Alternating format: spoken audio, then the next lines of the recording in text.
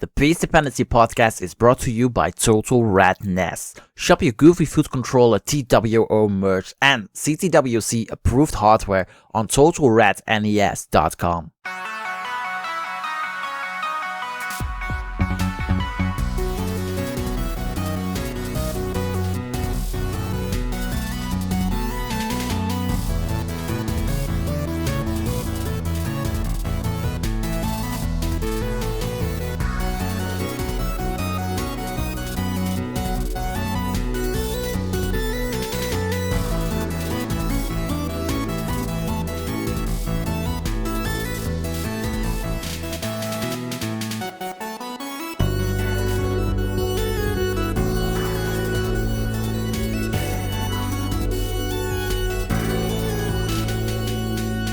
Welcome to the Peace Dependency podcast. I'm your host, Frank, also known as Sir Mazer.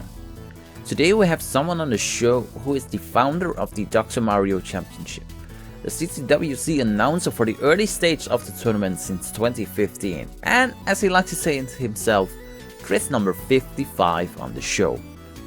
Chris Bidwell joins me on the show today. We talked about being a commentator, the Dr. Mario Championships, and Chris' view on the community, and much more. This is our conversation.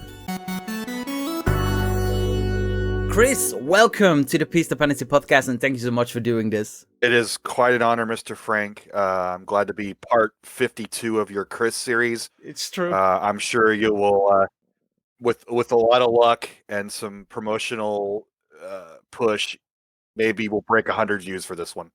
Hey, first question is always the same question for everyone who's new in the podcast, and that is, how did you get into NES Tetris? I'm one of the old guys, obviously, and along with the typical old guy answer, I got the game for Christmas in 1989.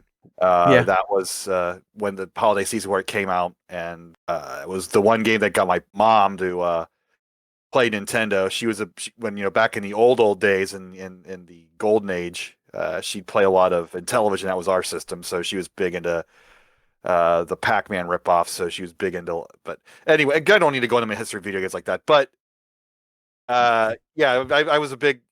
I really enjoyed Tetris, and then that moved over into Dr. Mario. It was a brand new concept in video games. Before that, it was your arcade games in the 80s, and then Super Mario Brothers with the Nintendo, and then Tetris, this just weird puzzle game with blocks, just came out, and it was so different and weird, and I always was immediately drawn to it. And of course, it's the place in the Nintendo World Championships in the following year, 1990, that kind of cemented it as what it was. And I'd play Tetris on other platforms throughout the years, and I discover. Well, we'll go into this question later, but I got it. Gee, I should start over. This is awful. I'm already rambling. No, don't worry. Just go on. It doesn't matter. Well, but it's like the whole CTWC thing. I discovered that early on too, and maybe that's its own question in of itself. But yes, I first played it in 1989, and I very much enjoyed the game. And the part that you probably can keep is that after I beat quote unquote level 9 height 5, and I got on A-Type, I got the 120,000 point ending.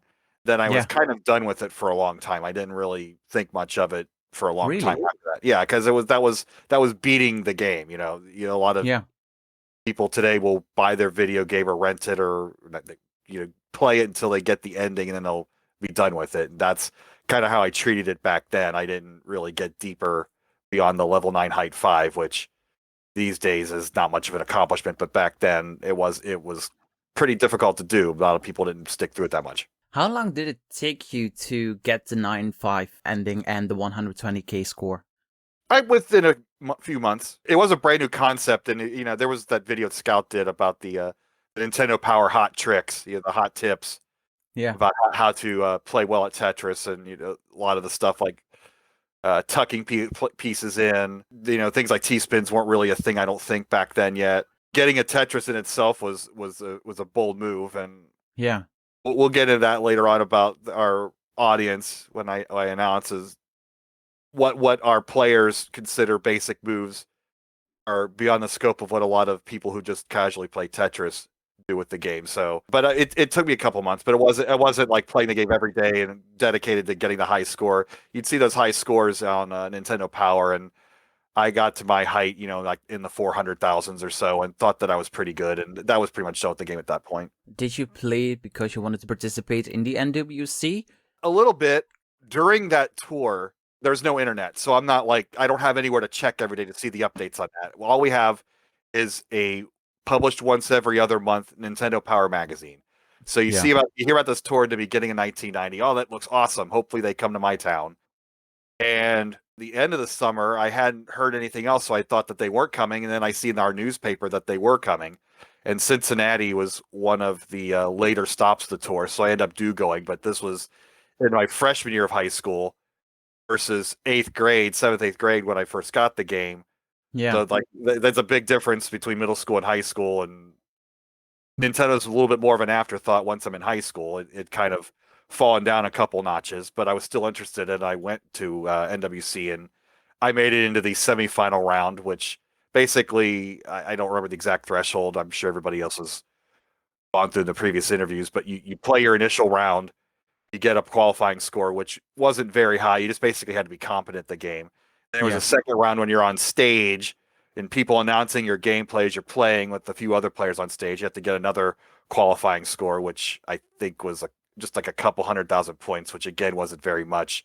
Mm-hmm. You just basically have to get a few Tetrises at level 0 or level 1, and then you go to the next round. And then I went to the semifinals, which are on Sunday, and I think I got like a 400,000 points or something, which is again for somebody who hadn't played very much is a pretty good score. But to be competitive, you need to get in that million point score, and to make the top 7 out of all those players who had gotten past that second round, and I wasn't anywhere near that. So that was the end of my NWC journey. But I still have a hat, which apparently is worth a lot of money, and my ticket stub, and like my pass to make it to semifinals. So it's a very cool day. Like again, it was pre-internet day, so seeing all these new games for the first time, like Mega Man 3 and Final Fantasy and Dr. Mario, before they were released, was quite a treat for a 13, 14-year-old kid like I was. Game-wise, what was your interest during freshman year of high school? I was really into the RPGs at that point, which like Dragon Warrior had come out the year before. I was big into that, and that never took off over here in the States. Final Fantasy was on display at the convention, and I hadn't played that yet, and I was like, oh, this is going to be the greatest. Like I was really big into those RPGs, and that they were kind of a flop over on our side of the pond. Yeah. And but I also liked the action games. Like Mario 3 had been out the previous summer, and I had that and loved that game. And Mega Man 3 was going to be huge when it came out, and I was excited to see that for the first time. That was like the only game that really had a line, because they would have the displays where you get to play for like 5 minutes, and then all the machines would shut off at the same time. The next person would get to come up and play it. And the biggest line was around Mega Man 3, and I didn't really have the patience to wait in line to play it, so I just watched it. But there wasn't a line for Dr. Mario. I was super excited to try that out for the first time, and there wasn't a line for Final Fantasy, and that was cool. But it was into the same stuff all the other kids are into, other than the RPGs. And when did NES Tetris slowly came back into your life? I got into retro game collecting in the late 90s, so there was a bit of a burgeoning scene. You had the early internet and early message boards like Atari Age and Digital Press. Yeah. And I hung out on those, and back then Nintendo games were most people's garbage. Like people were throwing that stuff out. There was a game store across the street from where I worked at the time, so I'd spend all my lunch breaks there, and they bought 10,000 NES cartridges for $10,000 from this dealer. Oh wow. So they got this bargain, absolute bargain, and they were selling them off for $6 a piece, or 5 for 30, or 5 for $25. Or it was a hell of a bargain, but they were making 500% of their investment. Yeah, exactly. But I picked up all the Dragon Warriors, all of the Mega Mans. Like I got so many rare games, and for so cheap, and I was just spending all my extra money because I'm like a 20-something kid, like just out of college. Just I work at a computer store, making okay money for the first time in my life. I was just big into collecting and finding all these forums and discovering all this for the first time. And my collecting adventure took me out to eventually to the Classic Gaming Expo in Las Vegas. And there I met who turned out to be Adam Cornelius, but they had a booth there talking about the first Tetris championship in the movie that they're putting together. So I heard of this, and they were really talking about a lot of the NWC stuff because that's kind of the backbone of how that movie started. Was a lot of the NWC alum were getting together and figuring in devising how they were going to make a Tetris championship first, and then it ended up becoming the XC of Order. But at that point, I don't even know if they had their format of what they were going to do. Or I think it was that year. It was 2010. Yeah. And the first CTWC, I think it was 2011, right? First CTWC was 2010. 2010. Okay. So like my times are all, and I didn't really keep up with it, but it's like, oh, that's kind of cool that they're doing this thing. And then a couple years later at the Midwest Gaming Classic up in Milwaukee, Ben Mullen was there showing the movie off, the finished product. So I kind of got this full arc of just, it was in my radar that they were doing this thing. And then I saw the final finished product, like, wow, this is amazing. Yeah. Because you compare that movie to the other big documentary of the time, the King of Kong, the Donkey Kong guys, like that, the Tetris scene just seems so much more welcoming and less full of BS, with people cheating and all that kind of thing, which there's some of that in the Tetris scene, of course, too, but it wasn't as nearly of a life and death thing and a lot more of inviting of a scene. So I kind of made it a point to become part of that, and I was an early sponsor of those tournaments from then on because I had a podcast at the time. So I'd send over $100 or so to Vince to be a sponsor, and then I finally made it out to the live tournament. They're a second year in Portland, and I've been pretty much a mainstay ever since. And what were your roles within the CTWC organization? I was just a sponsor early on, and then in 2014, I think it was 13, second year in Portland, I got out there and I made it to top 32. But this is when there were a bunch of guys just kind of hanging out the corner of the convention center. They just could, having fun. They could fill up a bracket of 32, but then they'd get no shows the next day. So I made a top 32 and faced against Robin at first round and got smoked.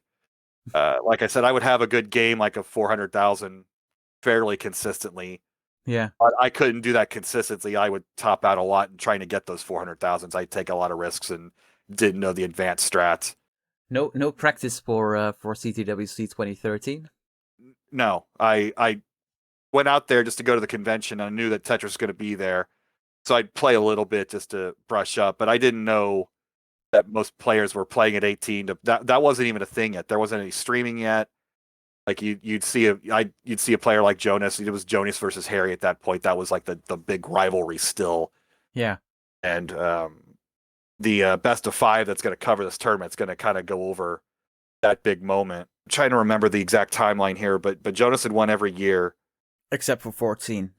Right, 14 was the year that he finally lost, but Harry was kind of in his league. Yeah. And at the finals of 13, if I'm not mistaken, it was the year that Harry got ahead, but then Jonas came back and overtook him. Yeah. So like Harry had him on the ropes, and at that point I wasn't anti-Jonas, but I was like a Ben Mullen guy because I'd met him at Milwaukee and he was so outgoing and cool, and his role in the movie, he's sort of the star. They kind of split the roles equally out. They kind of highlight a bunch of different players, but to a guy like me, Ben seemed a little more relatable because he was married like I was and was kind of a dork, but had a but was personable and had other interests and was good at this game as opposed to on top of all his other things. Whereas Jonas was just kind of like the way they presented him as the killer of the group, and I related more to Ben at that point. But the story with 13 was, I played in the first round and got knocked out, and I stayed for the whole thing. And the heart of the champion thing took over for me. Like, oh, there's this guy who doesn't just win every time. He bared down and took the title even after falling behind. And I admired his game at that point. And as I was leaving the convention, like Jonas yelled at me like, "Hey!" And like in the if you've been to Portland, there's the convention center, there's this big open hall outside and with carpet and before you go upstairs. And as I was to leave, Jonas like, "Oh, hey, man," and like, "Thanks for coming out." He like telling me thanks for coming out. And, like, here's the star of the show.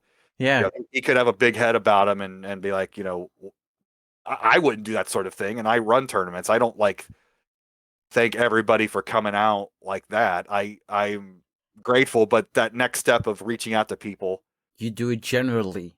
I do it generally, but yeah. he took it to that next level, and I was a Jonas fan from that day on. Was it also the moment that you decided wanted to come back the next year? I knew I would never have the same level of play as him or even Ben or Harry or any of those guys. It's like it's something that I was definitely a tier or two under them. Yeah. And the game slowly took off more and more, and then obviously the explosion after 16, where my game just kind of moved up slightly. I started playing 15, maybe start playing some 18, but I never. Tetris was never my number one game. I was good at it, like in a neighborhood good sense. That was Jonas's term for it. It was never my primary focus. It was among all my other. It was among that retro gaming collecting thing. Like, this is something I'm pretty good at, and I never expected to take off the way it did either. It was always this, oh, is this cool guys to hang out with in the corner of the convention center. I always like make sure to go to some of the panels and buy stuff. Compared to the last live CTWC in 19, I never left that room. Like, Yeah. Going to Portland was always like a big experience, as that was the best run retro gaming convention out there. And nowadays, when I last time I had a chance to go out there, I never even left the room. So, but that's more the behind the scenes stuff. And I guess the next question is, how did I get elevated to a commentator and whatnot when I was just like a sponsor? So I'll just ask your questions for you, because I just won't Go shut ahead. the hell up. Go ahead. I mean, you hosted a podcast yourself. You know how this works, so you can do it all yourself. I don't care. Oh man, worst Chris ever.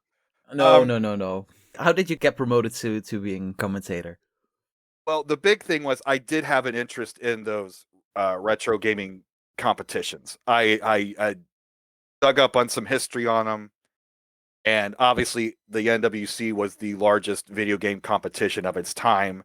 Yeah. And probably there's no way to find out the exact numbers, but as far as like a live competition, the scope of the venues, the number of players that they had play in it, it's still got to be the biggest tournament that video game tournament ever. I'm sure that if you have online tournaments where people can play in, but that's not the same to me. Like having an event where people come up and play and think they have a chance, because nobody knew how good everybody else was. Everybody was pretty good at Super Mario Brothers, and Tetris was kind of squeezed in there to be the de facto game of that tournament, but it wasn't advertised as such. It was kind of all three games in it, the Mario Brothers, Rad Racer, and Tetris, were kind of equally billed. Yeah. But it was really a Tetris tournament, and that's why you brought in so many people thinking that they were good at Nintendo, show up to this thing, and they can be okay at Tetris like me and do well, but they didn't have that next level game like a Thor or Robin or Chris Tang had to get to those higher levels. Yeah. But anyway, like. But is it a shame that the NWC was only held twice in the 90s, 1990, 1994? Well, they did have the campus challenge as well, so they had Nintendo tournaments. Yeah. They had a follow-up in 1991 that was just on college campuses, and then they had another college campus in 1992. And then in 1994, they had the NWC Part 2, but that didn't go to convention centers. That went to Walmarts and Radio Shacks and just a lot of weird locations. But they were running those tournaments all throughout. And Sega had some tournaments like that, and Blockbuster Video had some tournaments. So there was a heyday of those tournaments, but you only really hear about the NWC one because of the way it was in like giant convention centers. Oh yeah. But that getting to how I got on here in 2015 to celebrate the 25th anniversary of NWC, they had an NWC 2015, and instead of Tetris being the marquee game of that. Dr. Mario was the marquee game of that. And yes, Nintendo didn't own the right to Tetris anymore, so they went with the game that they had. So it was an interesting mix of the 1990 NWC and the 91 Campus Challenge, where Dr. Mario was the highlight game. And I was very familiar with that 91 cartridge. So I knew the strategy of building up scores in Dr. Mario, which is not the typical way you play that game. It's mostly clear it out as fast as you can. If you're playing single or if you're playing versus, you're trying to knock your opponent out. But few people really play Dr. Mario for score. So it was a real out of left field way to play that game that I was very familiar with. So I buckled down, and they only had 8 locations for the 2015 NWC versus being like a tour going around the country to like 29 stops. The 2015 version was just scaled down to 8 stops. So my friends and I drove to Chicago, which is about a 6-hour drive from Ohio, where I live now. Yeah. And we slept in the parking lot in the rain. No lights on. Oh, man. Delirious. And I got in and I won Chicago. I was a finalist in the 2015 NWC. Yeah. And I did okay when I got there, but when I got to the final, they flew me out to Los Angeles, and it was this weird reality show format. I don't know if you've seen this tournament on YouTube or anything. Saw clips. Yeah. So instead of like in 90, you just play the same game over and over and over again. But in the 2015 edition, you qualified with one game, then they flew you out, and then they just gave you a gauntlet of modern and retro Nintendo games. Oh, wow. Okay. So you didn't know what was coming up. But so I lost in the first round of the modern game Splatoon because I was in a team and I wasn't very good, and one of my teammates probably wasn't very good, and the 2 that were decent at it were probably pissed off at me. Then they had the 4 of us face off in an elimination round with the original Legend of Zelda, and I was up against the Mexican runner, who's this really well-known retro speedrunner who was at the time on a quest to beat every single NES game ever published. Oh, wow. And in a normal situation, he probably should have won that round, but Zelda had enough of a bit of a random element to it that he ended up dying in the middle of his run, and I didn't, and that was the difference, that I won that round and advanced on. So I have that's my silly woo thing that is an emote on the CTWC Twitch channel. So I got my moment of glory in front of thousands of people, and however many millions of people are watching, and to most people I was forgotten the next day. But as a 37-year-old who got to pretend to be 15 years old again for a day, it was a pretty crazy moment. Can imagine that. Yes. That run that I had, Vince Clemente was also damn near a finalist, and he was there in the audience, and he had already known me from CTWC before, but he was looking to give Chris Tank some help because, as anybody who's done Tetris calls on a singular basis knows, it's a lot to keep up with, and having a second person helps out quite a lot, even if it's just to have somebody to work off of. So they brought me in later that year for 2015 to be an announcer along with Chris, and he has not had to work solo since then. But that was kind of how I got brought in as an announcer role first, and then I would help out here and there, and I've just I don't have like a permanent role here. I just kind of fill in where I'm needed. I'm a judge a lot. I do announcing a lot. I help out where I can, where my expertise is, because I run a lot of like retro game tournaments locally here in town. Yeah. So I'm a cog of the machine, and I love being a part of this tournament just because it literally keeps alive the game and the system and what I did when I was a kid. And if you think back to when you were a kid, I know you're in your 20s, right? I'm 25 now. Yes. 25. So I mean, I don't, maybe Smash Brothers on the GameCube. It's sort of the same deal. Just it's kind of amazing that particular version of that game on that platform this many years later is still accepted. Whereas when I was a kid in the 80s, you wouldn't catch me dead touching anything from the 1950s or 60s. All that stuff was trash, So it is kind of interesting what of those old games survives and can survive in a competitive fashion. That's what draws me into it intellectually, but then the people keep me in. So, your Vinces and Adams and all the competitors that I've met throughout the time, and yeah, that's what keeps me on. I get to nerd out with a weird game that I played growing up as a kid, and then there's all these great people I've met nationwide and now worldwide with you and the Team Japan and all that. It's just a hell of a journey. So, God, I talk too much. But ever thought that this game was going to be worldwide? No, I did not. I mean, I'm a kid. You don't know what's going on in Japan, so you figured all Nintendo games were always all released in Japan and came over to the America, and then most of them got over to Europe. Yeah. But as you get into this hobby and you learn about the history of all these games, and then learn that, oh, we didn't get this Tetris game in Japan, and oh, this, you don't know as a kid the difference between NTSC and PAL. It's just, oh, Europeans get a weird version of Contra, but kind of true. yeah, you don't know. You learn about all these nuances, and it's extremely fascinating to somebody like me who enjoys the history of this hobby. But it's so interesting how this version of Tetris, which I didn't pick up in the 90s, I wasn't playing NES Tetris. I was, oh, hey, they made Tetris for Super Nintendo, or they made it for PlayStation.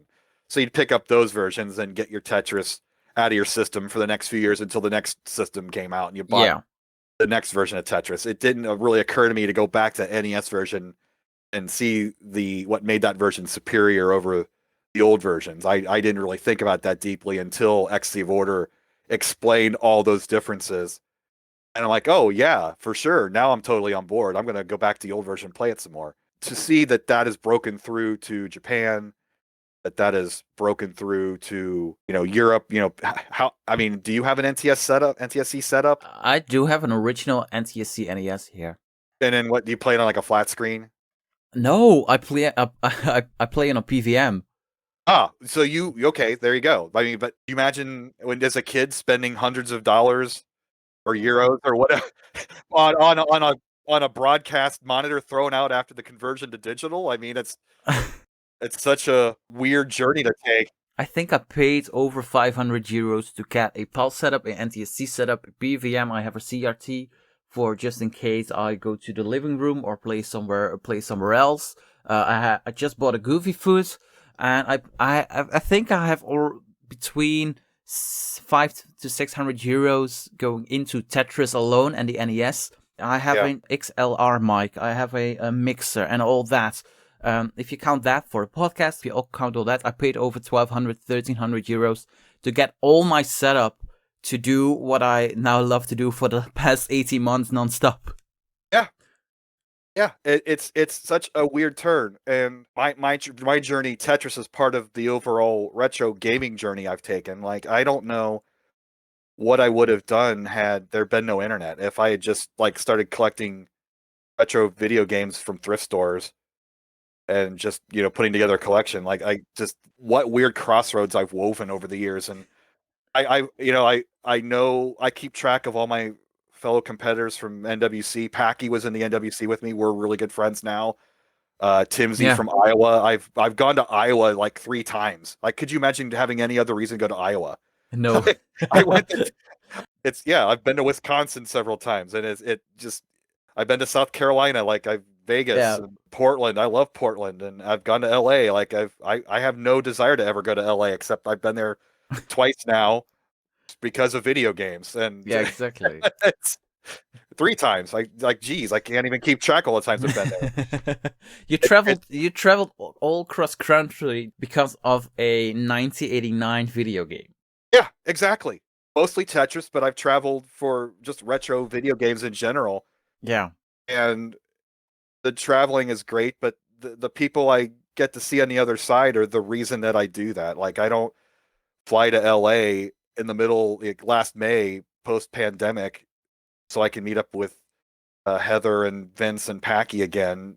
It's their friendships that I needed to reignite after a year and a half being out of contact with people. So it's true. Whenever I run the Dr. Mario tournament and all these people come into town, we can get into that in a little bit. But I always get in my spiel that I hold these tournaments because Dr. Mario's a fun game, but it really isn't the best game of all time. And it's sacrilege to say on this podcast, but Tetris isn't the best game ever. But the people that I meet because of this game really are the best people I've ever met, and that's what gets me to travel and to seek out these relationships and in person. And that's what gets me out of the house. So, and it's as you get older and you have fewer and fewer real life friends, you get up, you have your family and you have your work.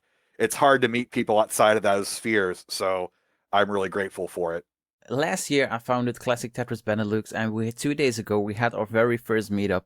5 players from Belgium and the Netherlands. I drove 3 hours to go to Antwerp. I had a wonderful time. I met my Winkers, I met Jazz Steve, I met 2 other local players. I had a fun afternoon. We sat at a bar for 6.5 hours. I drove 3 hours to Antwerp. I drove 3 hours towards home, and I had the time of my life. And you just have that buzz feel afterwards. It's like you can't sleep, or you're so amped up. At a live CTWC, like I don't get any sleep. I'm just like, oh, let's just do more. And you have all of these people that you want to get like reacquaint yourself with. And if you get 5 minutes with Jonas at 2019, like you don't get to really hang out with them, but just seeing him for a few minutes, like you could go a whole year until the next tournament on that little buzz. And the pandemic has been such a double-edged sword. Has all these people become shut-ins and honing their game online, and some of the tournaments have been incredible, but not getting that real life interaction has been such a it's depressing, really, to be honest. Not getting to see my friends again. But like last year for the finals, my family drove to Philadelphia to meet up with Scout and a few others, and Una were there, and we had a good weekend in Philadelphia. And then we watched the finals at his apartment, and it was fantastic. And Chris Brady was there, the first time I'd seen him in a couple of years. And I got to meet Eric ICX, and just it's such a little meetup, but it's like, man, this could have been so much more. But I'm grateful for what I've got. But that's what drives me as a middle-aged man, is having a social life really outside of my work and my family. And you feel like you have an instant connection with everyone. Oh yeah. Oh, let's be honest. This was touched on in XC of Order. A lot of people are nerds playing this game, right? A lot of social awkwardness, a lot of, am I okay to talk? Am I not okay to talk? And while I'll never get, like I said, I'll never get to a Jonas level of sociability, but I am comfortable enough that even if I make a complete ass of myself, I can make making an ass of myself a topic of a conversation to go beyond just talking Tetris, and everybody will have a laugh, and we'll go on with it, and we'll have a story to tell about later on. So I'll gladly take that role of class clown or whatever you want to call it, just to be the butt of a joke, just to keep things going. I mean, I make an ass of myself every month. Hey, yeah, and I'm glad you do this, and I kind of want to get into this a little bit too, because I'm glad to share my story. And you do amazing work getting us out once a month. But before last year's tournament, I was doing one of the groups of 8, and I decided to kind of take it to the next level and try to talk to all the players beforehand. If you watch sporting events, like John Madden, who just passed away.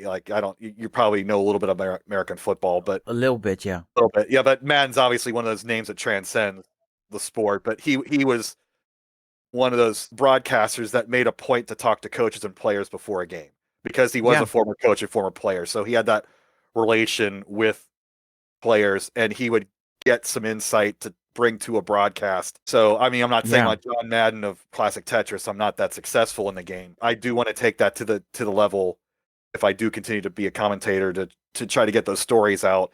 And it kind of makes me sad that there are 64 players. So if you're doing once a month and just talk to the 64 players from this year, it would take you 5 years to get all their stories out. And I know that that's not fair to say, hey, Frank, you go out and get all these stories out there. But I kind of hope that these stories get recorded one way or another, all these players doing this, because on a lot of these high school kids, 5 years from now, they're going to be in college, and a lot of them aren't going to be doing this anymore. So it'd be nice to have like a hard documentation of their run, other than just the games themselves, and an odd Tetris interview if they happen to win or lose after their match. Like it'd be nice to hear how does a 15-year-old kid in 2022 pick up Nintendo Tetris? I mean, like I said, when I was that age, you wouldn't catch me dead picking up my dad's vinyl collection or his reel-to-reels or whatever weird 60s technology he had that I had zero interest in. So I that interests me, and then maybe a few years down the line, it would interest somebody else. I heard that before the pandemic was around, you wanted to go to every CTWC qualifier during that year, right? Yes. So I even changed jobs because of that. I was an elections clerk for 14 years. I worked 4 presidential elections, and I missed the 2016 CTWC because of the presidential election that year, because they would always have PRGE in late September, early October. Yeah. And in that office, there was no time off lockdown during that presidential crunch. We were working most weekends. I'd be putting in 80 to 90 hours a week. And it killed me that I missed it that year. But coincidentally or weirdly, Jeffrey Whittingham was the second announcer that year with Chris Tang. Yeah. And he's I mean, he runs a indie publishing house for Switch games. He's written lots of books about retro NES collecting and that era of gaming. And he was a good pick. He was sort of in the same vein as I was, kind of as not a Tetris expert, but a retro game expert. But a lot of the mistakes he made during his broadcast are what kind of propelled the Boom Tetris for Jeff meme. Yeah. So my joke that I like to tell with that story is you can thank Donald Trump for the popularity of Classic Tetris. I mean, you could say Hillary Clinton too, but that's not as funny as a punchline. But because I wasn't there, the meme was beyond informed. So you can thank the election and the 2 candidates for that particular election that year. But I did change jobs. I got out of that job because I couldn't put up with another one. I had done 4, and they just, they took it out of me. Plus, I wanted to have the freedom to go to all these tournaments. So I changed jobs. I went over to a tech support job, which the money was the same, but I had a little more flexibility and, wasn't stuck at a crunch time for 90 hours a week in October. But then pandemic hit. So it did work out in 21 when the few tournaments that they had, and I was able to get out of the house a bit. But travel is still a little weird for me. I know they're having a Texas tournament. Are you going to the Texas tournament? I'm not next month. It's just I'll travel. I'll drive to a place, but I don't think I'm comfortable taking a plane right now. Yeah. And I did kind of get the travel bug out last year somewhat. But if things ever go back to a normal or back to a new normal, maybe I'll make it a point to get out to more.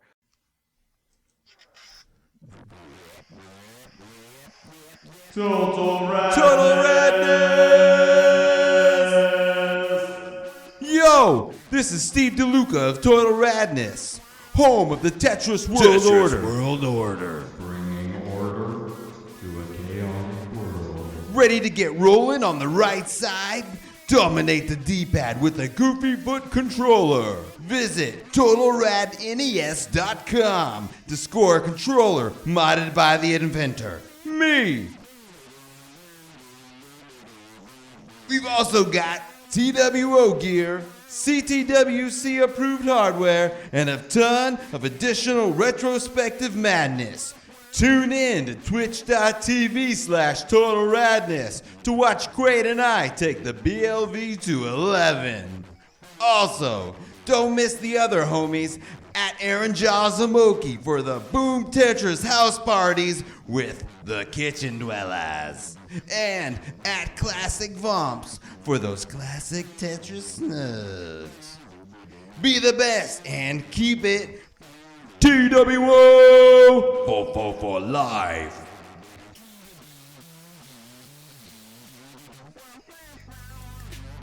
We will return to the conversation with Chris in a minute. But first, if you like the Peace Dependency podcast, help us grow. Please share the podcast with every classic Tetris fan. Follow us on Twitter and Instagram at Peace Dependency. You can like our Facebook page, Peace Dependency Podcast. Subscribe to our YouTube channel. We will have all the podcasts uploaded at full length. Also, You can listen to the Peace Dependency podcast on Spotify, iTunes, Google Podcasts, or your favorite podcast app. Join the Tetris Friendly's Discord server. Besides the fact that it's the place to discuss anything PDP, you can also participate in some lovely friendlies or put your ELO on the line in the various ELO battles. If you are on the Tetris Friendly Discord server, make sure to ask for a PDP role so you won't miss anything. If you have a suggestion who we need to have on the next Peace Dependency podcast, let us know through the socials or our Discord channel.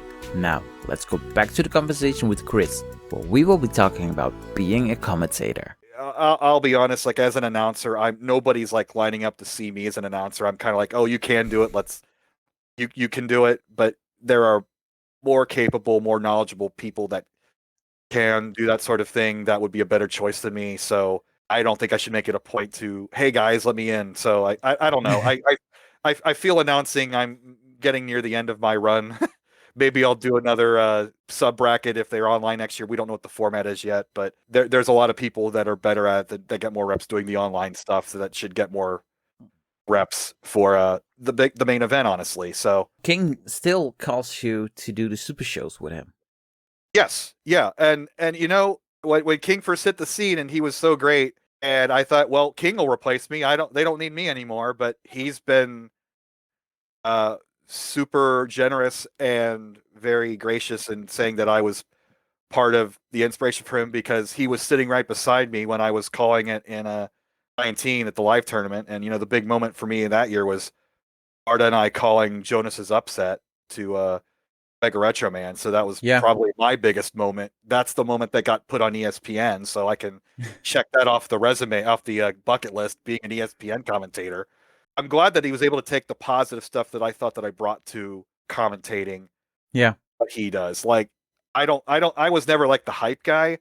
I was more of, when I first came on, I tried to be the guy that explained what was going on to a normie audience. And I hate the term normie, but you know, if you look at those 10 million plus views on the most popular CTWC videos, there's very little explaining of what's going on to a person who's never seen it before. And obviously among those 10 million, there's only a few hundred of us who know all the ins and outs of the game. So I really try to make it a point to explain the game to my mom as if she didn't know the nuances beyond getting a Tetris for the most points. Yeah. My mom, even, like I said earlier, was her favorite Nintendo game until Dr. Mario came out, and then that became her favorite NES game. But that got her into playing NES games. It was that abstract puzzle stuff that brought in the non-game players back in the NES days. Yeah. But that's what I try to do, is like, how fast the piece is falling. What's the score structure? What are they overall trying to do? Keep it real basic, but don't look down on them for not knowing it. Because, you know, if you get into any scene of any hobby or any interest, I guess the term is gatekeeping, but I don't even like that term. Yeah. But you can get real inside baseball, and it might not turn off new people. It might want them to figure out what's going on, but it might not turn them on to figure it out either. And I try to be as inviting as possible when I'm talking about a match. So that's my goal. Do I always succeed in that? Probably not. That early year, if you watch me in 2015, I hardly talk at all. I'm so nervous. I didn't want Quade's crew making fun of me the whole time, which they were going to do anyway. And I learned to get over it a bit, and dish it out as much as you can take it. Then it becomes a back and forth, and it gets kind of fun. And I would crack some more jokes as I got more comfortable, and I wouldn't want to make fun of any player. Yeah. So I kind of focused all my negative attention on Vince. It wasn't that he deserved it or he was particularly bad. He's a better Tetris player than I am, but it's always, he's like the pretty boy who runs the tournament, who has it all going for him. So he's a real easy target in that framework. So I just kind of really went hard on him, and he never ever said a bad word about me all these years. And he could snatch the microphone away from me if I ever went below the belt. For some reason he didn't, and I've kind of toned it down since I become better friends with him over the years. but just having that one politically correct target to go after really let me come into myself and have a little more fun when I was talking. Do you try to change your commentary style when you're commentating with Kingsman on a Shipper show when you know your audience is going to be the Tetris community, the people who knows the inside and outside of the game, and in comparison to a top 64 bracket where you know you have 3,000 people watching, with most of them are new viewers or people who only watch the World Championship? Absolutely. And King is so good that when Kingsman turns on that Kingsman switch and he becomes that character, because he's out of the wrestling world, that is his wrestling persona when he's on. But when he is in a booth with another commentator, he will sink back more into George, and he will have a conversation with you, and he will ask you questions. And if you let him lead, you'll absolutely be fine. And he does trust me enough. If he needs to take a break, he'll let me call things, and I don't try to get into too much. I'll just give score updates and crack a joke here or there. He is that good in that he changes his style, and I try to have a conversation with who I'm with. For sure, you absolutely have to. If I'm like, hey, you get 22,800 points per Tetris, like nobody watching the Friday Night Friendlies is gonna. Everybody knows that, so shut the hell up, Bidwell. So I am aware of that, and I try to change that. But as you see here, I can kind of like talk an absolute lot. and the funny thing with Tetris is, if you talk too much, like, the player can get 5 more Tetrises, and the entire the landscape of the particular match can change by the time you get your thought out. So true. I have a problem editing my real time words. Well, luckily this is a long interview format, so yeah. Hopefully this won't be like 6 hours. We won't go to like Joe Rogan territory here. First ever part 1 and part 2. Oh Lord, nobody needs to part 2. Nobody asked for that. If you like, okay, I'm going to retire as a commentator pretty much in the near future. Do you want to stay as a judge, for example, for CTWC, when you're a bit more laid back, you have contact with the players, you can joke a little bit with the players? Is that more of a role that you would like to have in the community, instead of that person that people focuses on when you provide commentary? I want this to be my social life outside of, so whatever gets me to talk to people, like being a judge, those qual streams are the best, because you don't even have to barely talk about the games. You can just discuss what's going on in the scene. And like I had the most fun talking with Vince and others during those qualification streams. So if quals are online this year, I definitely want to be a part of it, both judging and with streaming. But yeah, like if the scene ever gets to the point where I'm not having fun anymore with the people in it, then I will probably leave, because I'm honestly too old to do something out of loyalty or out of making it a job. And I hope that everybody in this scene will feel the same way. I know that I don't want to get into specifics or start rumors or anything, but if one of the long bars becomes too much of a chore for them, then I hope that maybe they can put it aside and hand it off to somebody who wants to do this. Yeah. And because as professional as CTWC looks as a stream, with the camera work and the stream work and Tray Vision and all of that, to me, it still has enough of that authenticity of, this is a bunch of people who are really into what they're doing, and you can tell, you can feel the love behind it. And if that ever leaves, if it just feels like another BS Twitch esports tournament with all the production values and none of the heart, then I wouldn't want to be a part of that. I wouldn't want to watch it. I don't know what their overall numbers how that would be affected, or how the players would feel, but it's an intangible, and if I can contribute to that, then I'll be a part of wherever I'll fit in. But if that ever goes away, then I don't think I can stick a part of it. I don't want to feel obligated to do this. I want to do this because I want to do it. And during judging week, I took off that entire week from work so that I could just do nonstop judging. And I'm judging like 60 games that week. So it was back to back to back to back. And then like the one day I had off, there was drama. So I had to like come in and help out even more during that one day. And I didn't care, because it felt good. I had that buzz afterwards. So as long as I can replicate that feeling year after year, I'll do what I need to do to keep going there. You saw the community grow. The World Championship became more mature. The community became in some way more mature. But in the meantime, especially in the last couple of years, the top players are getting younger and younger. What are the things that stay the same over the course that you've been in the community, and what are the things that changed over the past couple of years? The fact that it's full time, that's another double-edged sword there. Like before in the old days, your top players would stop playing for a few months, and then come late summer, oh, Portland's coming up, I need to start practicing again, and then they would start practicing again, and that was before streaming. So streaming's come along, and that has propelled a lot of people to play all the time. But I think in general that you got to have some time off. I mean, I know that when you're in high school, your attention span is a lot different. Like you can laser focus on something for a long time, and you can go day after day after day doing 6 hours a day of nothing but that. And once you hit college and job life, that's not really possible anymore. Yeah. But I don't know if Tetris will ever get to the point where you can like sustain a career out of it. I think you could become Jonas is the closest person to that, but that was his personality, using Tetris as a fulcrum to get himself into other things. I don't know if even if our prize money went to this crazy, insane high amount that you could ever make a living playing Tetris. You're going to still have to have a job. You're going to still have to go to college if you're a high school kid, or you'll have to have some sort of career or some sort, whether you do tech or start up a business or whatever.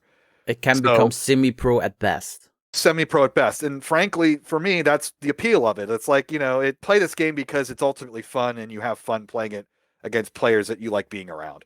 Yeah. If, in those old days, if Jonas was a freaking asshole, then nobody would have wanted to come back to the tournament the next year. It was true. The hangout was the reason for the tournament, not so much the other way around. And that cradle got all these players into it. And I think for the most part, obviously there's outliers, but for the most part, everybody's doing this. And once they do get that taste of camaraderie at a live tournament, that is what will keep them attached to the scene longer than just jumping on a stream every night and grinding down the game, trying to increase that PB or to master rolling or whatever the new fad is at the moment. I'm sure that'll change again in another year or two. So we'll see. But I think that's the constant is that camaraderie. And then obviously what's changed is the youth and the play styles and the goals. I mean, we might get to a point here in the next couple of years where stock NES cartridges are invalid. What's the term for like a game like checkers, where the game is perfected and you got to change the parameters to keep it competitive? I mean, that's on the horizon, obviously. So what's your opinion on that? I mean, there's lots of ideas, but maybe like a 300 line limit, because in the modern Tetris world, 300 lines is one of those finish the game if you get 300 lines. Yeah. So maybe you incorporate that, and that would give, your 130 lines to 18, your 100 lines to 19, then 70 lines to 29 plus. The way the score progresses, those last 70 lines, that could be a nice finish. Yeah. Well, we discussed it last Saturday in Antwerp with the Benelux people, and I brought up I think a way to go forward is not a line cap, but it's a time cap, so that you get, for example, 50 minutes starting on 18, and then after 50 minutes you top out. That's your score. What it will bring to me is you can push down on 18 to get faster to 19 and have more time on 29 and more. But if you push down, you have a higher chance of doing a misdrop, you need to burn, than if you just let gravity do its job and play perfectly. Either way, it does serve the same purpose of definite finality and the drama that creates. You need one player or two player. Like, will this person get to this point? This person only has this much space left in this time frame. So we are obviously jumping the gun here. Nobody has done this in a live competition that I know of. I mean, I haven't watched last CTM, so maybe that happened last week and I missed it. But we haven't had dueling 2 million games yet. So no, exactly. But it is something that is going to change in the next 2 years or so. I think the one drawback of a clock is that you would add an element to an existing cartridge that wasn't there before. Whereas a Linecap, you have the existing element that's already there. You just put a top on it. Whereas a clock, you would literally have to add a timer, and that's true. That would be more technical. And it's just one of those things where you want to keep it as close to the original cartridge as possible. Obviously, you're going to have to make changes. Yeah. At some point, but if you keep those to a minimum, that keeps the purity in there in my book. But that, again, I'm one guy who has limited influence on how this thing is run. And I'm talking as a viewer, as an outsider too. So the players would probably have to have the most input on that, in my opinion. They definitely do. But yeah, like we said, we don't know because it hasn't happened yet. So we don't know what it will bring and what the players alongside with the organizers will decide what the future of competitive NES Tetris will be.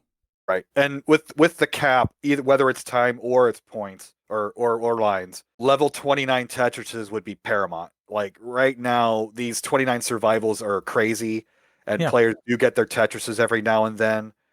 But it's more of it's still it plays like I played level 19 back in 1990.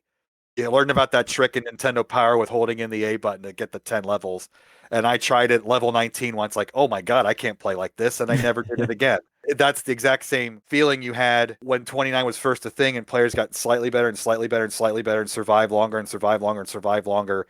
Yeah. And because of that 30 times difference between a Tetris and a single line, it really goes back to emphasizing those Tetrises and Tetris rate again. And I think real-time score is important, and it has been a good metric, and that cap would allow that metric to maintain its importance. So again, one guy's opinion. Don't take this over anybody else's. I'm not saying you're an idiot if you think otherwise. We'd like to have started the conversation about it. Let's keep it at that. Don't start implementing the rules till it actually happens. That first time there's 2 million point games and the 29s back and forth when James Chen losing his crap.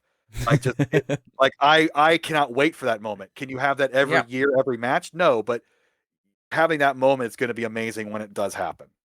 Or it might that we don't need to change anything at all because the players can't reach it in competition because of the pressure because of whatever. And as a advocate of competition, no matter what, that live competition or even online competition is a different dynamic than somebody just playing at home on a stream. Yeah. Like, it's different every time. And that's why I'm generally not a fan of world records or PBs. Like, it's a good metric, but treating it for anything more than that, I'm like, I don't, you could say one player has a 1.3 PB and one has a 1.5 PB, but I don't think that is a good indicator how good you are. I think if you had more things like a handicap in golf where you could figure out what a player's average is or how often they get to the transition or how often they get to 29. Yeah, exactly. That's a better indicator if those types of stats are kept. And I know Pumpy Hearts sort of talked about it. I haven't checked recently, but if those sorts of stats would be a little bit more beneficial in a live match versus just a PB, which is used because it's the only thing we've got. So, all right, let's go back to the CTWC 2021 because you qualified for CTWC 2021, and I can't remember the score was 400,000 for low or something like that, but it set the Bidwell line. Kingsman was on stream commentating your qualifying run, and it set the Bidwell line. What was your reaction when you heard it first? I'm not sure if he came up with it or I did, but in baseball, there was a player, I don't even remember his first name, but he hit 200 batting average. And that was called the Mendoza line. Yeah. And for years, that was if you hit below the Mendoza line, you don't deserve to be in the major leagues. So I don't know if I coined it or if he did, but that was what it was playing off of. And it was a joke, haha. But frankly, that number should be probably beyond 500,000, not 400,000. I'm clearly a minor league player. I deserve not to be in here at all, but it was my birthday that day when I qualified. I was just buzzing for the Dr. Mario Championship the previous weekend. Yeah. I like to just get my run in just to show, look at how many players tried to qualify. Like I even if I know it costs you $50 to qualify, but I hope that like the qualification is the best show of these past 2 years, to be honest. Like the live competition part was good. Yeah. But the online qualifier was amazing when you had it's 8, 9 blessing.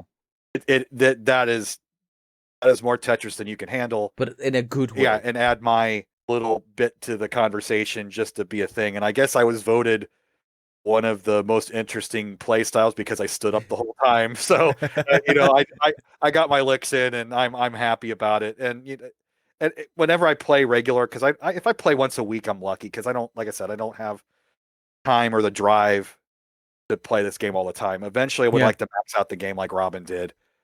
But if I can finally get my 19 game under control, maybe I can start doing that. But I feel I'm pretty comfortable at 18 speed. So maybe if I push a little bit more, I can get to one of those players that can finally max out the game, and that would be a great accomplishment. But that's my long-term goal if I can get there. And that's going back to your original question. Yeah, I just wanted to have my tribute to that great qualification frenzy that we've put together these past couple of years. Well, it worked because the Bidwell line was a term that we used pretty much all week. Good. And I was the one right above you on the qualifying list, so I just got barely above the Bidwell line. Hey, whatever works. I think Una also used that, and some other players down on our end of the spectrum who are never going to quite be bracket worthy, but still want to get better. So if you can get past me, that's like goal number one. I always said that lower tier Tetris should represent a world qualifier. I mean, the silver and bronze bracket were great ideas. It's just that you gotta be you basically gotta be a max up player to get into even the bronze bracket this year. So I imagine if they keep that same format for subsequent years, it's only going to get worse from there. But you got to remember, like, if somebody picks this game up for the first time, they're not going to get anywhere near 100,000 points, let alone 4. Like 400,000 points is extremely good. Yeah. Even back in my time, I sound like the old man again. If you looked at Nintendo Power Magazine, there were a lot of high scores that were submitted that were only like the 200,000s. Like 4 was near the top. You'd see that outlier of 6 or 7 every once in a while, but playing at even like level 9 speeds consistently is tough to get around. Like that takes a lot of practice for somebody who's unfamiliar with the game in general. So it does take a lot of dedication to even get to that point. And I'm not trying to toot my own horn. I'm not good, but just imagine yourself as somebody picking this up for the first time. I know the struggle. Hitting that Bidwell line, if you want to call it that is a good first goal. It gets you going down that path. So if that's my contribution, I'll take it. Why did you stand with the qualifier? So this is a fun one. So part of my retro gaming, whatever, I ran a podcast. We would go to conventions. We would hold tournaments. And I think if you watch one of AMJ's videos when he talks about getting into the scene, he shows himself playing at one of my tournaments back when he was like 11. And if you see where we are in this convention, we're in a regular booth. Our booth is in the middle of the floor and aligned with all the other tables. So you can't just sit a chair there and have people sit in the middle of the line. It's a fire hazard. Yeah. So people would stand, right? And nobody complained about it. People would just play the game standing up like you do at an arcade machine, or you do when you're playing a video game at a retail store display. True. Yeah. You just stand and you play, and then you're done. And also, when I played in Nintendo World Championships, I stood in 2015, and when you see Chris Tang winning the Sega World title, standing up in this crazy prison sphere structure that they had him in, like that wasn't out of the norm to have players stand up and play their video games. Yeah. But I ran these tournaments, and it was just a matter of fact, out of necessity, that I had people stand up. This kind of goes into the Dr. Mario thing. How I started that up, so I'm combining my stories, but I'm a better Dr. Mario player than I'm a Tetris player. And Vince casually said, I'd like to have a Dr. Mario tournament sort of like this, but I don't want to have to run it. And because I had connections with the organizers of Pinburg, which was also Replay FX in Pittsburgh, where they held Pinball World Championships, I got space to run the Dr. Mario Championship there. That started in 2017. Yeah. But just out of that, I didn't think twice about it. It wasn't a deliberate decision. I just set it up to where players stood, because that's what I'd always done. And I didn't think it was that big of a deal. And I wasn't like, one person came up in a wheelchair, and I wasn't going to like tell her to stand up. I just, here you go, sit. Or you're fine. I wasn't like a jerk about it. And then the next year, 18, when Arda came out for a sort of tryout for CTWC, he was the first one to give me crap about it. and it was like, oh, well, people in chat, I guess, are saying things about it. And I didn't really think about it. It's like we just did it because that's what I had already done, and I didn't think it was that big of a deal. But I wasn't gonna like change my mind at that point. I was like, I'm just gonna double down here. I've always done it this way. And you have the Pinball World Championships on the other side of this convention hall, and they're all standing up. You don't sit to play pinball. It's a physical game where you have to move the machine around. True. And and as the years have gone on, I've like rationalized this 1.5 million ways. If do you play an instrument? I do. Yeah, I play the guitar. So okay, do you play guitar sitting down? Only acoustic. Electric, I stand up. It's absolutely an energy, right? Like if you're playing an electric guitar, you have that, you're playing energetic music. If you're standing up, that posture flows through you and it flows through your game. 100%. And I think the same thing can be said about video game playing. Now, Tetris is a little more difficult because of crazy holds and techniques that people have come up with since then. Holding in your lap or holding it against your arm or holding on your foot, whatever crazy contraptions. But since there's no real hyper tapping or rolling in the Dr. Mario scene, from a production standpoint, just having players stand up over the audience, standing up, getting that nervous energy out, like leaning into moves. I think you're constricted in a chair, and people that have never done it before kind of always complain about it, and then when they actually do it, they think, "Oh, it's not that bad," unless the floor sucks. But it's one of those things that, like, I just want to take that over to Tetris as well because people gave me so much crap about it that I doubled down and just like represent it now. It was never something I intended to do, but because I caught flack for it, now I just fly that flag beyond goofiness, and and it works fine. I don't notice I'm any better, but when I did play Chris Forrest in that. That match back at the pre-party in 2021, he had that amazing wrestling entrance, and then he like sat down, and that was like his energy was gone. Like all that build up that he had for that whole time kind of like left his body there, whereas I was like talking crap like a wrestler the whole time, and I think that flowed through better as I was standing up. But somebody else will pick up that banner and be somewhat successful with it, and I will proudly look up to that person, and whoever wants to take that banner, I will gladly shout their names from the rooftops. But what are the differences between an NES Tetris player and a Dr. Mario player? Well, Dr. Mario was one of those first, they call them match 3s now, but it was a match 4, but it's the same sort of vibe where like Candy Crush or any of those other crazy puzzle games you see on phones that a lot of people play all the time. Yeah. It's that mindset, and it's like I said, it was my mom's favorite Nintendo game, and there's a big mom vibe in our scene. Like every year we've had our tournament, at least one mom has come up out of nowhere and have done really well. Has your mother ever competed it? No, she would be the one who would just do it and relax, like because Dr. Mario is one of those games you play single player, you just clear out all the stages. Yeah. And that's like a therapeutic thing, kind of like it's the Candy Crush vibe. Yeah. If you want to make it competitive, then you play other players or you do it for speed, but it's not built in except for the 2-player mode. And she would hate playing me because I dumped too much garbage on her board. But it does have that 1-player vibe, and then some players really get into use that as the base to get good at the 2-player vibe. Yeah. So whereas Tetris is sort of the same thing, like original NES 1-player Tetris is not competitive. There's not that second player. No. CTWC turned it into a competitive thing, having 2 stations side by side. Like you created a competition out of that. So we're not dominated by women or moms.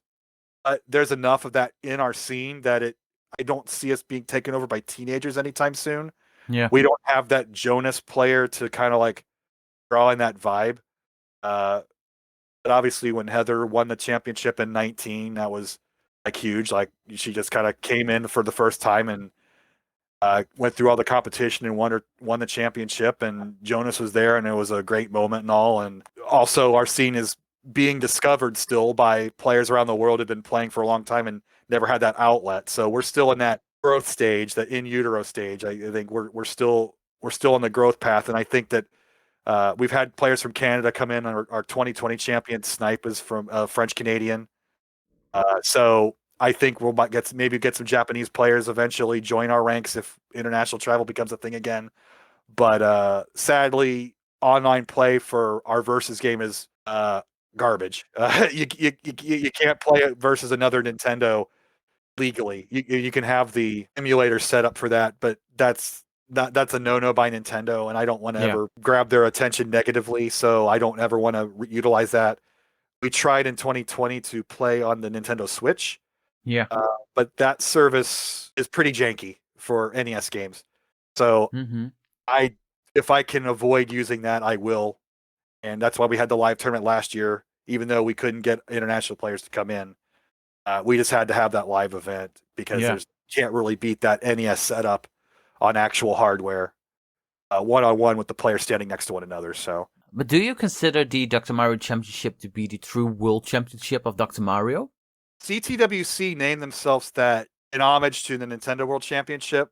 Yeah, but also kind of as a jokey name because the original NWC was North America only. It wasn't even Canada, I don't think. It was United States only. If you call yourself a world championship and open yourself up to that and set a high enough standard that would make people want to come to your event, then that will eventually be the case. When Yanni made it out, that was a big moment growth-wise. And when Corian came a couple years later, like that legitimized us. And yes, there was a bit of a joke to it, but honestly, if they would choose, they would rather have the world come to them for a championship. And that's how I feel with Dr. Mario is if I set a stake and say, hey, and open up my doors and say, hey, come on in.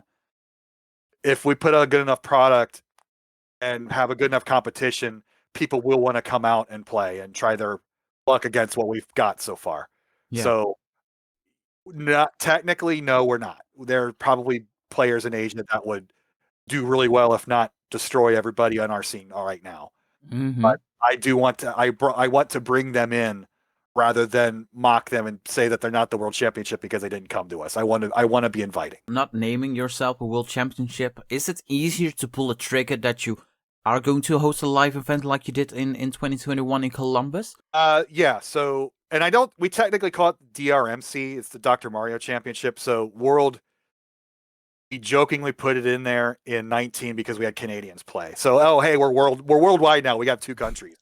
But to have a live event next year, Columbus is in the running, but there's a lot of cogs in this and figuring out when and where we're going to do this. And I still plan to be a part of CTWC, and it could conflict with CTWC dates. So I got to figure out exactly where all this is going to fit in, and nobody's really moved yet, especially with our current wave. And so we will have something for sure. Yeah. And like in Columbus, how does a weekend look like for you as an organizer? One of the reasons I had in Columbus because I lived here, so that helped a lot. It wasn't ideal in the fact that this convention was only one day, but the organizers are good friends of mine. They've been very gracious with us. It's one of those, okay, we're going to make it work with one day, but 2 days would be so much better. Yeah. But so what happened was my co-organizers came in on Thursday, I believe, and we got everything set up on Friday, and we got everything running as best we could. Vince and JB and others who came in to help out, but we got all the stations set up. And then we had such a time crunch on Saturday because it was a one-day event, and it was only 8 hours. So as soon as the doors opened, we started taking pool play right away, had our qualifiers up till 1 o'clock, which 4 hours sounds like a long time, but it's not. I would have preferred having a longer qualifier and then doing the tournament bracket on the next day, but we started our bracket play at 2, and even though we had 3 hours set aside and had the double amount of stations as last time, we still ran over. But it was great, and it was a great moment. Packy ended up taking his 3rd title. A lot of new players came in this time because JB had set up a monthly speed run competition similar to the CTMs. Yeah. It was a speed run. So that's a way to play Dr. Mario with single setups across the internet. But speed runs aren't exactly the same as playing versus because there's no garbage dropping on the other player. It's a little bit of a different strategy, but a lot of the good players, those skills do transfer back and forth. Yeah. But a lot because of that burgeoning speedrun community, a lot of new players came out. We had we had as many players in 2021 at this smaller convention at one day than we had at Pittsburgh in 2019. We had over 100 total players. Oh, nice. Oh yeah, because I mean we made it free. You know, a lot of walk-ups and the convention players came in, so that was the idea, is just to open up our doors. A lot of people will try it out. The good players are going to float to the top, obviously, but getting a lot of people, all those reps in, makes it a good tournament. People are playing Dr. Mario all day if you wanted to. It's not like a fighting game tournament where No. if you go in and aren't a very good player, you lose twice and you're out. I mean, that's kind of it's fun, but you want to get more reps in if you can against higher talent. And I don't know if those tournaments offer that a chance for people. So how late were you done on the Saturday with packing and all? We were pretty good at striking down. Everybody stuck around to help us out. We got out of there before 7 o'clock, and my storage space is only a few miles away. Drove it all the storage space, just threw it in there, and then we all went and had dinner that night. So it was pretty great. I think you helped organizing the South Carolina CTWC qualifier. A guy named Hal Hawkins runs this Retro World Series where he has these tournaments at these retro conventions, and they're all kind of random retro games. And he saw CTWC, wanted to be a part of that. But since this was his first one, and I was within driving distance, about 8 hours away, Vince asked me to go ahead and take the trip and help organize it. So it was a CTWC flair to it, rather than, I mean, if you saw the original post that the convention made, not Hal Hawkins, but the original convention was talking about like combos and T-spins and stuff. Like, yeah, they might be advertising the wrong folks here. So, but Hal had all the equipment together. I just came down and had, you know, the score keeping software, and Song Scout was there. Game Scout. I keep calling him Song Scout. That's his old name. But he was there. So, and Adam actually showed up. That was cool to see him the first time in a while. Yeah, and a lot of new players I got to meet for the first time, and we were over, like we were about 5 minutes away from the power being cut out on us. Oh, wow. Because I think the convention ended like 5 o'clock, and we were still in our quarterfinals or something, and we kind of raced through it and finally got to the finals, and the whole building was empty except for us, and like the guards were at the door like ready to kick us out, and they finally got the finals in before we had to leave. So the timing issues didn't quite work out, but that's Tetris tournament, man. If you're not behind, you're not running a Tetris tournament. True. And it was the first live event in the United States since I think 2019. Yep. What was the feeling when you stepped inside that convention center in South Carolina? It felt mostly good. I was still a little nervous. I had my shot, but this is the first time. For me, I was nervous. Yeah. And you didn't know what the tournament was going to be like. You didn't know how these new players playing live for the first time would be. There's always, you kind of have the pessimist in me thinks, oh, the kids are all going to be kind of jerks to each other, but it totally was not. It was, you know, it ended up being beautiful. Like the everybody palling up and having fun. Yeah. You know, for me personally, I'm still not mentally feeling great with everything. Mm-hmm. Just being locked. I mean, I work from home, and you know, my day consists of me waking up, going into my office, working for 10 hours, and then being done. It's not a glorious social existence right now. So no, it felt really good to get it all out there that weekend. At that time, especially things are a little bit better now, but still don't have the the international stuff. People are still kind of leery of airplane travel, so we'll see how it goes this year. What were the challenges of hosting a tournament like that? The big thing I was worried about was they were all stock carts. We did not have access to championship carts, so I brought a bunch of Game Genies. I brought like 10 of them. Yeah, and Game Genies are terrible. I tested all up beforehand, but even though like 3 of them died during the bracket play. Yeah. And we ended up having to go with one station without one and just hope that the score overflow would not be an issue. Fortunately, it wasn't. But I fixed that mistake and went ahead and ordered some custom Tetris gym carts for the World Puzzle League tournament that happened in Ohio a month or two later. Since that wasn't technically CTWC, they could have Tetris gym carts for that event because they're not really affiliated with one another, fortunately. So, And then the day before the event, you and some other community members, Adam Cornelius, Game Scout to name a few, went to a minor baseball game. Is it something that it's a tradition, or did you just start a new tradition? That'd be cool if it did start a tradition, because I did that in Ohio also. But it was looking for something we could all do, because the tradition at CTWC was to go hang out at a pool hall. But finding a pool hall in a place that's not your city is a little weird. Like, hey, can we bring in a bunch of people, especially and some teenagers, into your pool hall and have the room? Like, that's just a weird phone call I didn't want to make. Yeah. So I wanted to also allow the over 21s a chance to drink if they wanted to. Yeah. And minor league baseball is very cheap. Tickets were less than $10. So I thought it worked out pretty well. We were all kind of hanging out in the Sank section, and most people didn't give a damn about the game. Everybody just talking crap, watching Tetris. I think one of the CTM events was going on that night. Most of them were glued to their phones watching that. We had some smack talk. Storm and Norma was there sharing stories about chasing tornadoes. He has the most stories about chasing tornadoes without actually ever seeing one. But he's a very good storyteller. And when he actually does find one, it'll be a great story. And then at the end of the game, they had a fireworks show. So it's like it was such a great get together. It was meant to be.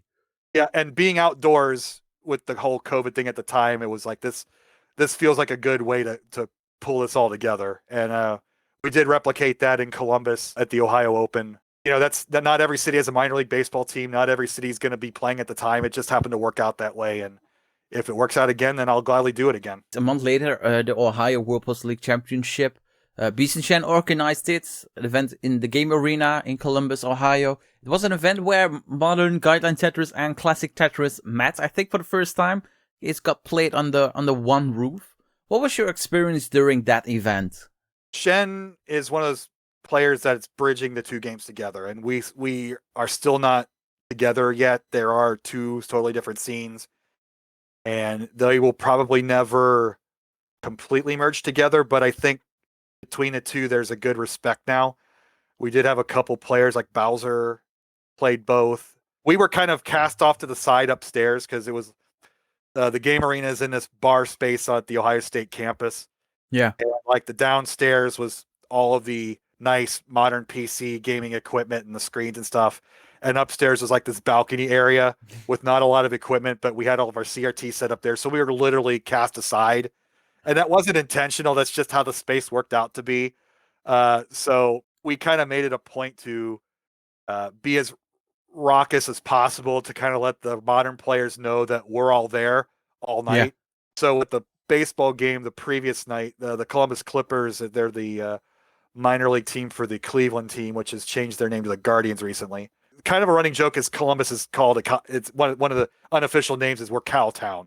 Columbus started as a brand new city in the early history of Ohio as the capital of the state, but it literally wasn't much of a city until recently. It kind of they call it an overgrown cow town, right? Not a lot of old money, not a lot of old families. It's pretty transient. A lot of college students come in and out. Yeah. Not a lot of old population here. So it's called overgrown cow town. So the minor league baseball team, it's the you ring your bell, you have literal small cowbells. It's kind of the same. I think you hear like Winter Olympics, you kind of hear that same cowbell sound at like ski jumps and whatnot. It's that same. Oh, yeah. You kind of know that sound. But they sold like cowbells for a couple bucks a piece. So I bought like a dozen of them, or a lot of cowbells. So we all had the sound. Yep. So we all had cowbells. So whenever there was a max out or a win or whatever, we just make a lot of freaking noise so that the people downstairs wouldn't forget we were up there. It's a very easy noise to make without screaming your head off. And I think it worked pretty well to let our presence be known during that stream. And during the World Puzzle League Championship, I think you had one of the most interesting moments in the Classic Tetris of 2021 because you got to interview JWTetris. Oh, yeah. That was brought to me that very day. I still want to talk to him a little bit more in depth, but like those NWC guys' stories really intrigue me. And yeah, but did you know the buzz around JWTetris before you met him or was told we're going to have a 10-minute interview on stream? Kingsman briefed me the previous day. He had, we had lunch on Friday and he told me about the story. So I knew about him, but just that very day. And so I just got the basics, and I talked to him for a few minutes. I've talked to him a little bit since then, but I do want to get the full in-depth interview with him here at some point. I need to. I'm a terrible podcast host because you can imagine me talking all the time. But, I don't. Yeah, it's bad, but I do want to get his full story out there.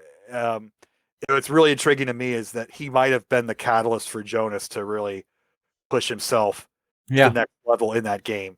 I mean, that's lore. You're never going to know that as a matter of fact, and that's not something you keep a record of.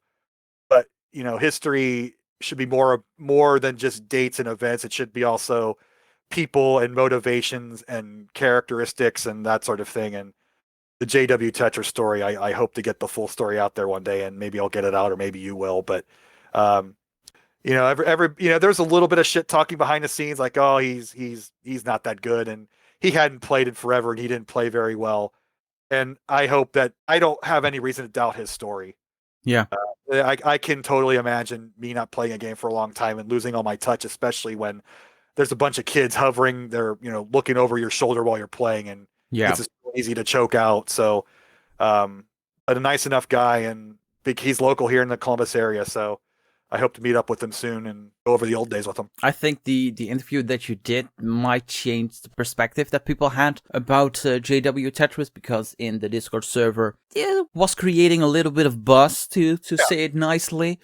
But he came to the World Puzzle League Championship in person. He might not know what buzz he created, and the reactions to that interview were pretty good. So I think that interview definitely created a different perspective on who JWTetris is. Like, as big as we think we are, there are still a lot of untapped old school players who haven't really discovered us yet. Steve Wozniak, for instance, like, he was a savant on Game Boy Tetris. Yeah. In fact, Nintendo Power stopped taking his scores because he kept sending them in. So he starts sending in his name backwards. Get his scores on the leaderboard back then. So is he going to be a max out NES Tetris player the first time he ever picks up the game again? No, but I'd love to see him at CTWC when we go live again. Like, there's a lot of potential for a lot of this old guard to really see what the kids of today have done with this game since then. Yeah. I mean, watching Alexei at 19, seeing his reaction, what was going on. Imagine you're Alexei, you're known for this one game. Yeah. After 30 some years, you're probably a little tired of it. Imagine, like, you got to put on the public face, but you don't want to hear about Tetris in your day-to-day life. It was something you did a long time ago. It's certainly a part of what you are. But even Miles Davis put his trumpet down for like 10 years in the 70s and 80s. So, I mean, Alexei is probably in that same boat. He probably wished some of his other games had been hits too. Yeah. But, something like that, watching these kids play this game that you created, that had to have rekindled something. Now, maybe I'm making all that up, but there's a lot of this old guard who, I guess with JW, he was saying in forums that there's no way these kids could do this. They're cheating. And that's coming from an age when there was you couldn't prove a lot of stuff. It was VCR tapes and screenshots, and that's about it. There weren't live get-togethers. There wasn't live streaming. So a lot of the stuff is legend at best. Like, Thor's max out back in 1990, whatever, that'll never be verified. There's no reason to doubt it, but it's going to be at the point of legend, or whatever color coding they use in the scoreboard. Yeah. And I'm glad that people can appreciate that now, that we're never going to have finalized proof of this stuff. And in another 30 years, who knows where all these recorded games are going to be? Will the servers still be there? Will they be saved? Will they be kicked out? Well, I mean, it's not a foregone conclusion that this proof that we have nowadays will still be there and available in 30 years. So, keep records as best you can, but don't rely on the got to do it live in front of an audience sort of thing to verify it 100%. You just accept it for what it is, that's perfectly fine. Coming to a close of this podcast, and when I was researching this, I went through your match history, and I saw that you had a match of CTWC 2013 against Robbie Mahara, which you lost, and then it took you 7 years before you played another match in a regular friendlies episode late 2020 against Uncle Mike. Yep. I think it has to be the longest time between two matches right now. Probably. I tried to qualify in subsequent years. I was Bubble Boy, I think, in 14. And then the field just got too good by 16, and there was no way I was going to make the field at that point. But you look at the cutoff line from the first year that Ben Mullen had put together, from the first year to this year, and you just see the chart, just the color shift go from a cutoff in the 300,000s to now where you got to have multiple max outs to make the gold bracket. Yeah. But yeah, I that line slowly passed me away, and there wasn't really I wasn't really interested in playing online and streams and that stuff. And Kingsman invited me on, and I went ahead and played Uncle Mike, and there was no win. I'm glad that I did it, because there's really no winner in that situation for me. Like, I either beat Uncle Mike, who everybody loves, or I get embarrassed by Uncle Mike and would be a joke anyway. So I'm glad I got to take that bullet for the scene, and I'm glad Uncle Mike has stuck around and still appears on there and still qualifies, and I hope he doesn't go away now that Anna has moved on. You don't have any interest of a competitive match in one of the tournaments? Well, I played Chris Forrest this past year, and that was a blast, because we just the smack talk was just off the charts, and I think that's a potential rivalry, because he has picked up tapping, and he probably, it depends on which of us put more work into it. I know both of us put it off for long periods of time and then pick it up again, and various levels of success. But I think that's a good rival for me is Mr. Forrest. Hey, my last question for you is, what are the plans for you in the future in this NES Tetris community? I just want to contribute. I just want to have fun. I just want to maintain friendships with all these people that I've met throughout the years. It's kind of the one thing that kept me going through the pandemic, tuning into Jonas streams, helping out with Tetris CTWC. And then when Jonas passed, it kind of redoubled my efforts to maintain those relationships outside of him in the scene. So I don't see myself going anywhere. But if it does come to a point where if it becomes work and no fun, then I'll go on. But it hasn't come to that yet, and I don't see where that's going to change anytime soon. So I'll help out where I can. And if people want me on commentary, I'll gladly talk. As you can tell by today. You talk a lot. Oh my Chris, God, I don't talk about this much ever. Chris, thank you so much for being on the Dependency podcast. It was honestly truly a blessing. Oh, thanks. I'm glad I'm the 55th Chris you've covered. I made that joke already. I'm glad that somebody's documenting these stories. Even if you only get a few hundred views with like this one, if you get 100 views, good on you. Get these on record. Get it, because 10 years from now, when these kids, some of these kids will quit, they're gonna come back to this and see that this is there, and they can look back and see how it was back in the old days. So you're doing a great service for everybody. And with that all being said, this will be the end of the Peace Dependency podcast. Thank you all for listening, and make sure you follow the podcast on Twitter, Instagram, and Facebook. Don't forget to join the Tetris Friendlies Discord server and follow me on the socials @SirMazer. For now, have a great Tetris month, and I will see you all in March. Bye! The Peace Dependency podcast was brought to you by Total Red NES. Shop your Goofy Food Controller TWO merch and CTWC approved hardware on TotalRedNES.com.